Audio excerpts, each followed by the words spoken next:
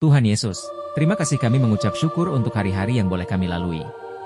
Kami juga bersyukur untuk setiap rancangan indah yang sudah Tuhan buat untuk kami di hari esok kami. Tuhan, kini kami datang di hadapan-Mu dengan segala kerendahan hati dan kerinduan. Beri kami hikmat dan pengertian agar kami memahami setiap pesan yang ingin Tuhan sampaikan melalui firman-Mu. Kami memohon, ya Roh Kudus, terangi hati dan pikiran kami saat kami membaca firman-Mu. Berikan kami hikmat dan pengertian yang benar akan setiap penglihatan, simbol-simbol, dan perumpamaan-perumpamaan pesan yang Engkau sampaikan melalui firman-Mu. Ajar kami untuk menghitung hari-hari kami agar kami menjadi lebih bijaksana. Dalam nama Yesus Kristus, Tuhan dan Juru Selamat kami berdoa. Amin. Maka tampaklah suatu tanda besar di langit. Seorang perempuan berselubungkan matahari, dengan bulan di bawah kakinya dan sebuah mahkota dari 12 bintang di atas kepalanya.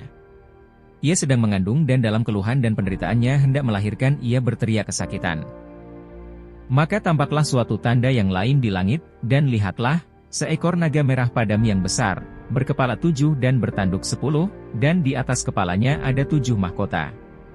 Dan ekornya menyeret sepertiga dari bintang-bintang di langit dan melemparkannya ke atas bumi.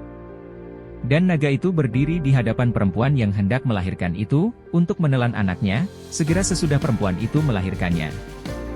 Maka ia melahirkan seorang anak laki-laki, yang akan menggembalakan semua bangsa dengan gada besi. Tiba-tiba anaknya itu dirampas dan dibawa lari kepada Allah dan ke tahtanya. Perempuan itu lari ke padang gurun, di mana telah disediakan suatu tempat baginya oleh Allah, supaya ia dipelihara di situ 1260 hari lamanya. Maka timbullah peperangan di sorga. Mikael dan malaikat-malaikatnya berperang melawan naga itu, dan naga itu dibantu oleh malaikat-malaikatnya, tetapi mereka tidak dapat bertahan, mereka tidak mendapat tempat lagi di sorga.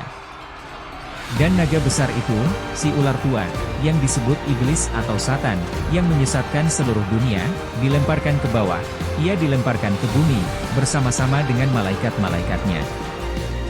Dan aku mendengar suara yang nyaring di sorga berkata, sekarang telah tiba keselamatan dan kuasa, dan pemerintahan Allah kita, dan kekuasaan Dia yang diurapinya, karena telah dilemparkan ke bawah.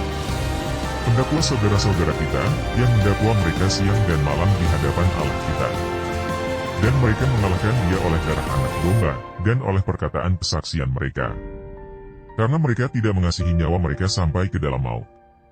Karena itu bersukacitalah, hai sorga dan hai kamu sekalian yang diam di dalamnya, celakalah kamu, hai bumi dan laut, karena iblis telah turun kepadamu, dalam geramnya yang dahsyat, karena ia tahu, bahwa waktunya sudah singkat. Dan ketika naga itu sadar, bahwa ia telah dilemparkan di atas bumi, ia memburu perempuan yang melahirkan anak laki-laki itu.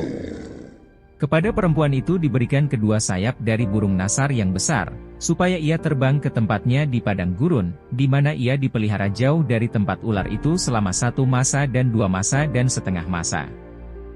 Lalu ular itu menyemburkan dari mulutnya air, sebesar sungai, ke arah perempuan itu, supaya ia dihanyutkan sungai itu. Tetapi bumi datang menolong perempuan itu. Ia membuka mulutnya, dan menelan sungai yang disemburkan naga itu dari mulutnya. Maka marahlah naga itu kepada perempuan itu, lalu pergi memerangi keturunannya yang lain, yang menuruti hukum-hukum Allah dan memiliki kesaksian Yesus.